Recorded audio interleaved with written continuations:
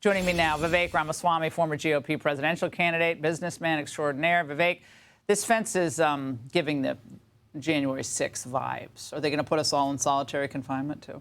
That's certainly what they're planning to send the vibe of. But it was pretty striking to me. I was there earlier today. These people believe that walls work. They know that they're effective. Part of the reason they don't support one at the southern border is not because it doesn't work, but because it does work. And so that's when it comes to this border issue. People have to understand it's not a technical challenge. Go to Capitol Hill right now. You see it's a technical challenge. You know how to solve it. Keep people out. They're good at that. It's a challenge of will, and it's a challenge of incentives. And if you're importing long-run voters in the Democratic Party, you're not going to be in a particular rush to actually stop that long-wave influx of voters who they presume are going to go for their own party. That's what's going on. Fox reporters were at the Eagle Pass area in Texas where all the migrants are coming through, and they caught one of the illegal aliens wearing a Biden-Harris shirt. Watch. Es el presidente y la vicepresidenta de los Estados Unidos. Ah, pero entonces ya lo traigo aquí para que me dejen entrar. That's a riot. Yeah, Big well, joke. They're laughing at us at every step of the way. And you know what? If you're playing for that team, they're signaling exactly who they want to vote for. Here's the other thing that's pretty remarkable, Laura, is in principle, election integrity, voter ID at the ballot box, and the issue of illegal immigration or border security are two separate issues. But what is remarkable is that the very people who favor porous borders or poor border security are also the ones who favor lowered requirements for voting. So these issues, I think, are intimately linked. Do you think illegals are going to be voting in this next election? I think inevitably there's going to be a lot of seepage, and I think that it's also a long-run play. And if you look at what the Democrats were saying, this is now considered a conspiracy theory of sorts on the right. It's a conspiracy reality because Democrats have been saying it for 10 years. This was their way of actually securing long-run, lasting electoral majorities. Yeah, I mean, no one voted for this, but they don't care. And they're supposedly the great defenders of democracy.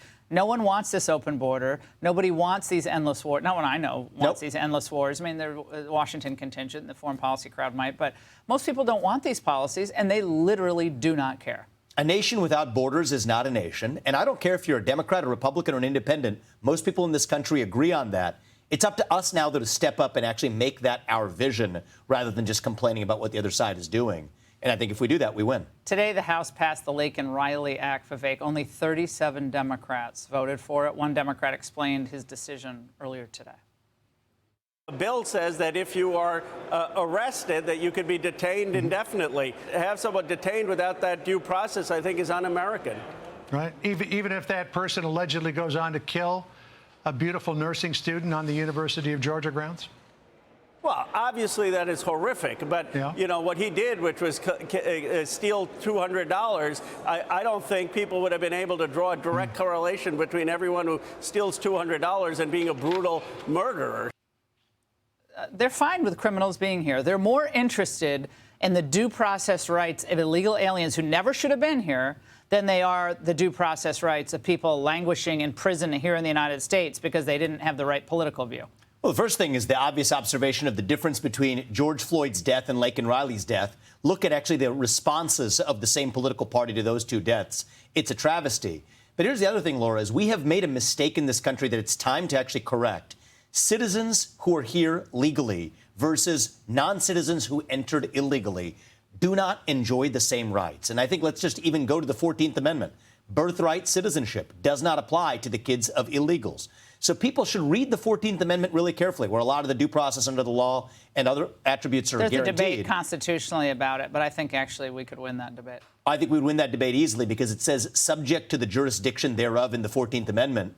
My suggestion to the left when they complain about the 14th Amendment is actually try reading it. Many of them haven't given that a try first. Do you think We're on the winning side of that. Do you think any of this is going to work? I mean, tonight for Biden, it's going to make any difference whatsoever? Well, I think the stakes are very high. So they have undoubtedly prepped him, got him on whatever, let's just say, energy enhancements he's going to need going into tonight to make sure that this is an effective performance.